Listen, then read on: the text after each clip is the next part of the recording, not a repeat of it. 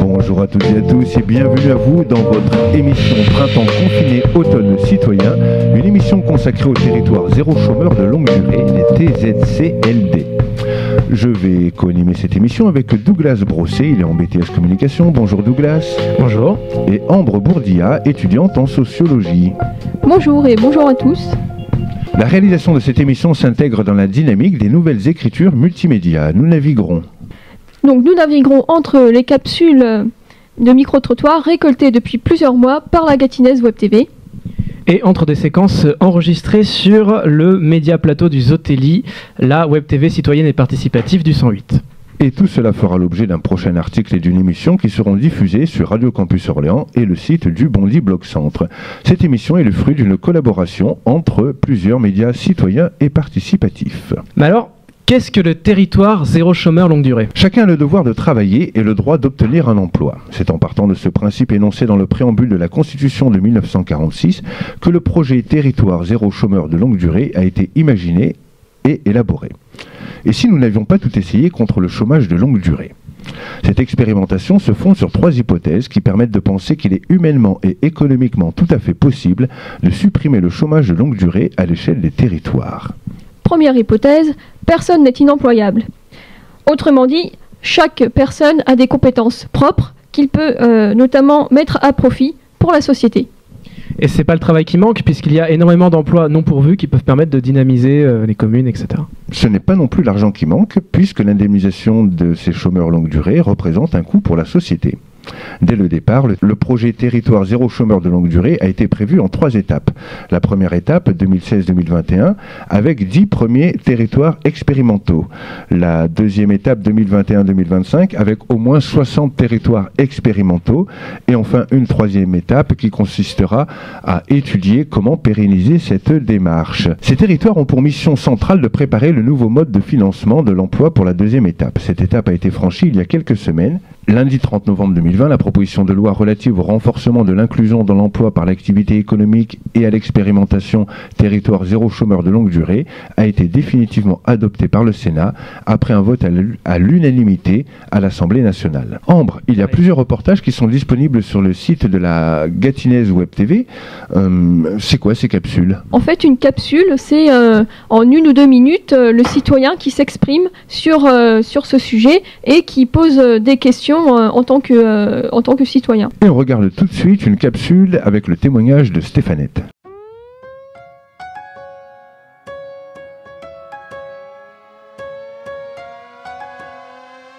Bonjour, zéro chômeur de longue durée, pourquoi pas?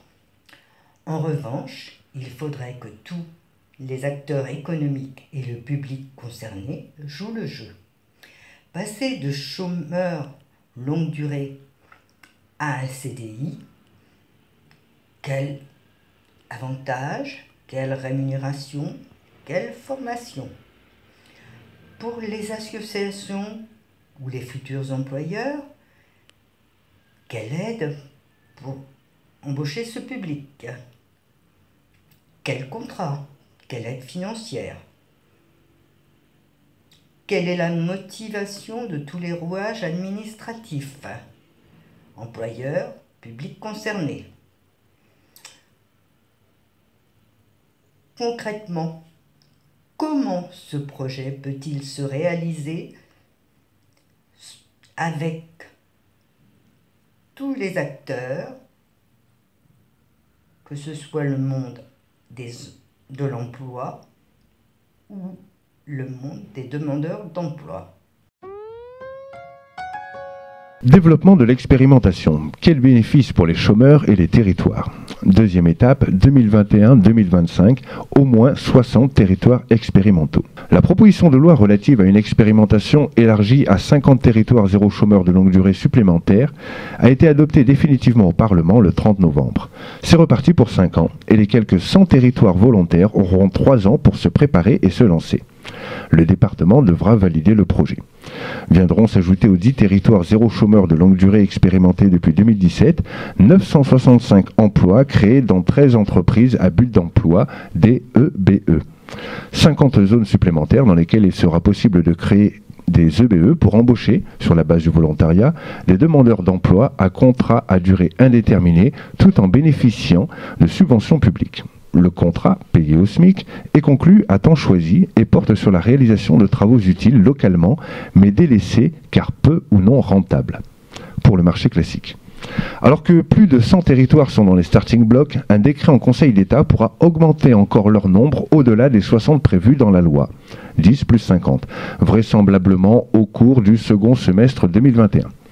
La mise en œuvre de ce nouveau dispositif expérimental interviendra à la date fixée par décret et au plus tard le 1er juillet 2021. Mais, selon la ministre chargée de l'insertion, Brigitte Kinklert, les textes d'application devraient être pris dans les meilleurs délais. Cette deuxième étape permet d'élargir le panel expérimental et d'affiner les enseignements de la première étape pour préparer la troisième. Nous avons le plaisir d'accueillir Madame Claire Gigot. Elle est directrice de l'innovation et du développement social pour la communauté de communes Pithiviers-Gâtinais. Bonjour à vous. Bonjour. Bonjour. Bonjour, merci d'être venu sur ce plateau. Première petite question, qu'est-ce qui vous a intéressé dans ce dispositif ? Alors, j'ai accompagné très longtemps des bénéficiaires RSA dans référencés professionnels, c'est-à-dire dont la principale difficulté est l'insertion professionnelle. Et jusqu'en 2019, je me suis rendu compte que sur le Pithiviers, l'économie était très bien repartie et qu'en fait, toutes les personnes qui restaient sur le carreau, entre guillemets, étaient des personnes bénéficiaires du RSA, mais qui étaient vraiment les plus éloignées de l'emploi. Et du coup, en découvrant la démarche Territoire Zéro Chômeur, je me suis dit que c'était un dispositif qui était très intéressant pour justement venir répondre aux problématiques de ces personnes par rapport au contexte d'emploi dans le Pithiviers. D'accord. Et du coup, ma question va dans cette continuité. À quels besoins locaux ce dispositif peut-il répondre ?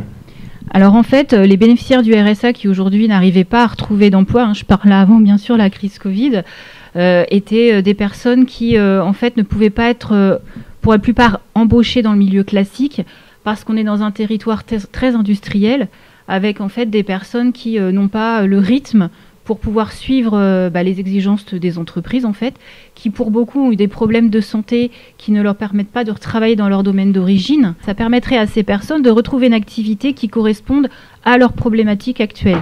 On a aussi un territoire avec de l'industrie, beaucoup d'horaires décalés et beaucoup de femmes qui ne peuvent pas retrouver de l'emploi parce qu'elles n'ont pas de moyens de garde en face. Voilà. Donc là, l'idée de pouvoir trouver un emploi à temps choisi pourrait permettre de pallier à toutes ces problématiques. Pouvoir permettre aux gens de trouver des emplois qui puissent être cumulables avec leurs problèmes de santé me paraît être aussi très intéressant puisque pour beaucoup, c'est des gens qui ont envie de retravailler mais qui ne répondent pas en fait aux critères d'exigence des entreprises locales. Quelles sont les difficultés d'accès à l'emploi sur votre territoire ? Alors du coup, il y a beaucoup de difficultés en lien aussi avec la mobilité. On est dans un territoire rural où il n'y a pas de moyens de locomotion, pas de moyens de transport en commun, ou très peu. C'est un bus le soir, un bus le matin et qui ne correspondent pas du tout aux horaires d'équipe, par exemple. On a des problèmes donc de garde puisqu'on existe essentiellement des assistantes maternelles mais qui, pour beaucoup, en fait, n'acceptent pas de commencer à 5h du matin jusqu'à 22h le soir. Et on a aussi une problématique de formation puisqu'on a beaucoup de personnes qui ont des niveaux CAP, BEP, et du coup qui restent localement sur le Pithiviers, qui ne peuvent pas partir faire des études plus loin parce que sur Pithiviers il n'existe pas d'études supérieures. Et pour beaucoup des personnes qui n'ont pas les revenus et qui n'ont jamais eu les moyens de pouvoir aller faire des études sur l'Orléanais par exemple. Donc plutôt un public avec un niveau scolaire relativement faible et qui du coup ne peuvent pas aller vers les emplois plus élevés. D'accord. Et comment il serait possible en fait de surmonter ces difficultés d'adaptation finalement des moyens de transport à la population, aux besoins de la population justement ? Alors moi l'idée L'idée qu'on avait sur notre territoire, c'est d'essayer justement d'utiliser ce dispositif territoire zéro chômeur pour répondre à cette problématique et peut-être mettre en place, puisque de toute façon le problème de la mobilité est partagé par tous depuis 20 ans, pouvoir mettre en place un système de taxis partagés, par exemple, des taxis partagés, des choses comme ça, justement conduits par des territoires, des chômeurs longue durée qui du coup viendraient répondre à cette problématique de transport. D'accord. Et une question qui revient très régulièrement, c'est la question de la concurrence avec les autres entreprises d'insertion. Y en a-t-il une ? Alors oui, on a une entreprise d'insertion sur notre territoire, directement ancrée sur le territoire. La concurrence, pour moi, il n'y en aura pas, puisqu'on travaille avec eux main dans la main depuis leur création. Au niveau de la communauté de communes, on les a soutenus dès le départ. Et donc l'idée, c'est vraiment qu'on travaille ensemble et de manière complémentaire, et non pas qu'on superpose nos activités. C'est plus une relation de collaboration, du coup, si je comprends bien. Tout à fait. Et l'idée même, c'est que cette entreprise d'insertion puisse être porteur de la démarche, en fait, au départ. Merci beaucoup. D'accord. Et concrètement, pour les bénéficiaires, qu'est-ce que ça leur apporte de participer à ce dispositif ? Alors pour les bénéficiaires, je pense que la première chose que ça pourra leur apporter, en fait, c'est de retrouver la confiance en eux, puisque beaucoup ont envie de travailler, sauf qu'aujourd'hui, ils n'ont plus de place dans la société. Beaucoup sont isolés, puisque plus de relations sociales, plus de relations professionnelles. Pour certains, certains n'ont même plus d'estime d'eux-mêmes. Donc l'idée de pouvoir retrouver une activité, surtout une utilité pour la société, sans avoir l'impression, comme on entend souvent, que c'est des gens qui attendent et qui profitent du système, je pense que voilà, c'est un des plus gros avantages en fait de ce dispositif. Au-delà du fait d'après de pouvoir aussi retrouver un confort de vie avec un retour d'un salaire, pouvoir peut-être se refaire plaisir, reconsommer ce qu'ils ne peuvent plus faire aujourd'hui puisqu'ils survivent plutôt qu'ils vivent. Et il y a peut-être le rôle aussi, ça permettrait symboliquement de renouer avec une forme de reconnaissance vis-à-vis de la société. Aussi, et puis je dirais faire aussi un pied de nez à tous ces préjugés que les gens peuvent avoir sur les personnes qui aujourd'hui sont privées d'emploi, involontairement pour beaucoup, ou volontairement, rarement volontairement, mais souvent volontairement suite à un accident de la vie, par exemple. On a souvent des gens qui sont issus du bâtiment et qui ont eu un jour ou l'autre un problème de santé, une chute, qui peuvent plus porter des choses lourdes et qui ne savent rien faire d'autre que ça, mais qui ne sont pas pour autant inutiles à la société. Donc je trouve que c'est très intéressant de devoir montrer qu'effectivement, ils sont capables de faire quelque chose, ils sont capables de rendre service, de travailler, et que ce n'est pas du tout un souhait de leur part de ne rien faire. Et du coup, à quels accompagnements peuvent-ils bénéficier ? Alors aujourd'hui, dans la démarche telle qu'elle est, l'accompagnement social n'est pas prévu. Je sais qu'il est question que ça évolue dans la deuxième mouture justement de l'expérimentation.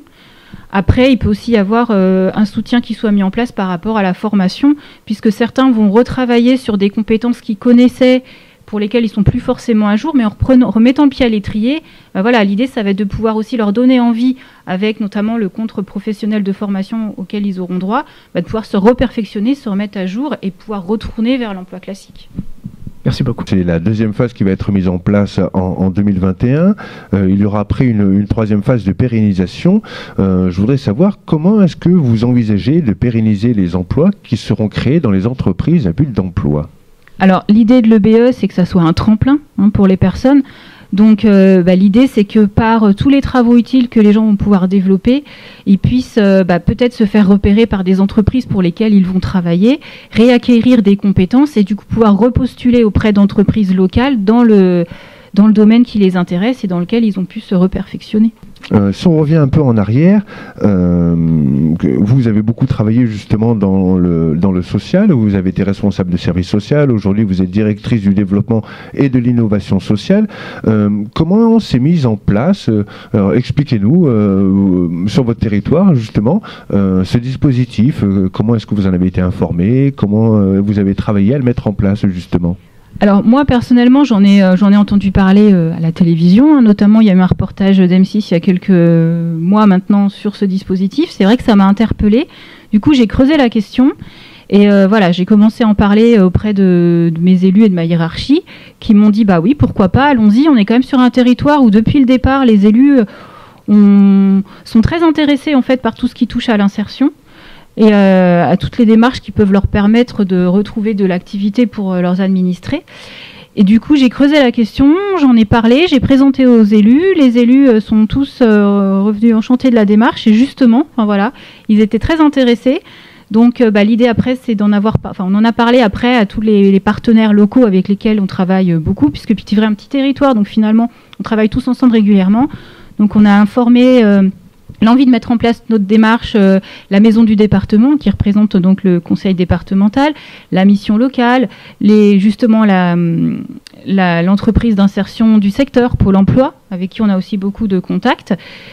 Voilà, tout le monde allait dans le même sens en disant oui, ça serait intéressant pour notre territoire, parce qu'effectivement aujourd'hui, les gens qui restent sur le carreau sont les gens les plus éloignés de l'emploi et à qui le marché local ne propose rien. Et à partir de là, on s'est dit, on se lance dans la démarche et si on pouvait la mettre en place, ça serait super. Quelle plus-value vous attendez justement pour vos territoires? Alors vous expliquez une plus-value pour les bénéficiaires des personnes éloignées de l'emploi pour des raisons de mobilité, en imaginant pourquoi pas un système de taxi. On pourrait peut-être imaginer aussi un système de garde d'enfants ou de crèche pour les personnes qui sont contraintes de rester à domicile pour élever leurs enfants. Mais y a-t-il d'autres pistes comme ça où vous pensez que les emplois créés par ces EBE pourraient amener une plus-value sur le territoire? On a aussi au niveau de notre communauté de communes un service, un CLIC, donc c'est un service d'accompagnement aux personnes âgées. Et on s'est rendu compte encore plus là pendant le confinement qu'il y a énormément de personnes qui sont isolées. Et du coup, peut-être pouvoir travailler sur cette notion-là avec Territoire Zéro Chômeur, en permettant pourquoi pas de faire des visites à domicile, venir prendre du contact, permettre d'aller lire chez les personnes âgées qui sont isolées, emmener leurs courses, leur porter leurs médicaments. Aujourd'hui, on sait que les ambulances, que les taxis, ça ne les intéresse pas puisque ce sont des courses qui ne sont pas rentables en fait. C'est trop petit, c'est trop local. Et du coup, je pense que on pourra arriver à répondre à une demande des usagers sur notre territoire, que ça soit les personnes âgées, que ça soit effectivement tout le monde au niveau de la mobilité. Et on est aussi très intéressé par tout ce qui est le développement durable, l'écologie, justement par l'association des jardins de la voie romaine qui travaille sur tout ce domaine de la biodiversité, de l'aide alimentaire. Et donc l'idée, c'est aussi de travailler avec eux là-dessus sur comment faire pour venir répondre... Territoire zéro chômeur, mais pourquoi pas zéro déchet demain. Voilà. Essayer aussi de réduire tout ce qui est la consommation d'énergie, proposer développement touristique. Voilà. L'idée, c'est vraiment de rendre notre territoire attractif et de pouvoir répondre à un maximum de personnes et répondre à des problématiques très locales qu'on peut rencontrer et qui sont d'autant plus renforcées par toute la crise qu'on vit actuellement. Alors, nombre d'emplois que vous avez cités s'inscrivent dans les emplois liés à l'économie sociale et solidaire. Ça sera principalement, j'allais dire, le bassin d'emploi, autour de l'économie sociale et solidaire. On est sur un territoire où, effectivement, tout ce qui est le service à la personne, les circuits courts, etc., sont très importants pour tout le monde. Et donc, oui, je pense qu'on s'inscrira essentiellement sur ce secteur-là. Dans notre et puis pouvoir faire profiter aussi les entreprises d'insertion. Sur notre territoire, on a un jardin maraîcher, mais on a aussi dans le Pithiviers Triaction, qui est une entreprise d'insertion qui contribue à tout ce qui est le tri des déchets. Donc pourquoi pas pouvoir développer et renforcer leurs activités par tout ce qui est la récupération de palettes et autres, construire des poulaillers puisqu'on est en campagne et les gens peuvent avoir des poules, pouvoir récupérer les déchets des cuisines des écoles pour pouvoir faire du compost et pourquoi pas en libre accès pour les communes. Je pense qu'autour de tout ça, il y a beaucoup de choses à creuser, à développer, d'autant plus du fait qu'on soit en milieu rural. Et une poule, c'est au moins un œuf par jour. Je vous laisse faire le calcul à la semaine. Quels sont les écueils qu'est-ce que vous craignez justement dans la mise en place de ce dispositif-là, d'un courant premier semestre 2021 y a-t-il des écueils sur lesquels vous craignez justement de vous échouer? Alors je pense que sur le côté du partenariat, on n'aura pas de soucis. Notre crainte à l'heure actuelle, c'est qu'effectivement les impacts de la crise Covid sur les entreprises, puisque l'idée c'est aussi de pouvoir créer des travaux utiles en lien avec une problématique et un besoin des entreprises. Sauf qu'aujourd'hui, quelles sont les entreprises qui vont réussir à se relever de la crise et est-ce qu'il ne va pas y avoir trop d'entreprises qui vont fermer et même s'ils sont intéressés par la démarche, ils ne pourront pas nous saisir parce qu'on ne pourra pas leur apporter, ils n'auront plus les moyens en fait de passer par ce biais, par le biais des prestations offertes par Territoire Zéro Chômeur. Voilà, c'est un peu notre crainte en fait. C'est comment la crise, l'impact que la crise va avoir sur les entreprises. En même temps, c'est une époque très incertaine. Donc c'est pour ça qu'on envisage plutôt de se tourner peut-être dans un premier temps vers tout ce qui va être des activités à destination des particuliers et des collectivités. On parle aussi du zéro phyto. Il y a plein de communes dont les trottoirs sont envahis d'herbes, voilà, puisqu'ils ne peuvent plus utiliser de produits. Pourquoi pas développer des actions qui puissent venir en renfort aux cantonniers ponctuellement et aux communes justement pour les aider à gérer toutes ces nouvelles lois qui arrivent. Des partenariats avec des entreprises locales? Pour l'instant, non. On n'a pas encore pu se consacrer à cette partie en fait, de la démarche. Ça sera envisageable? Oui, je pense. On a aussi des élus qui sont en lien, justement, enfin, qui ont gestion l'économie, des développeurs économiques sur notre territoire. Donc oui, l'idée, c'est quand même d'arriver à fédérer tout le monde autour du projet pour garantir sa réussite. Merci à vous, Madame Claire Gigot. Donc, je rappelle que vous êtes directrice du développement et de l'innovation sociale pour la communauté de communes Pithiviers-Gâtinais. Merci. Merci à vous. Merci vous.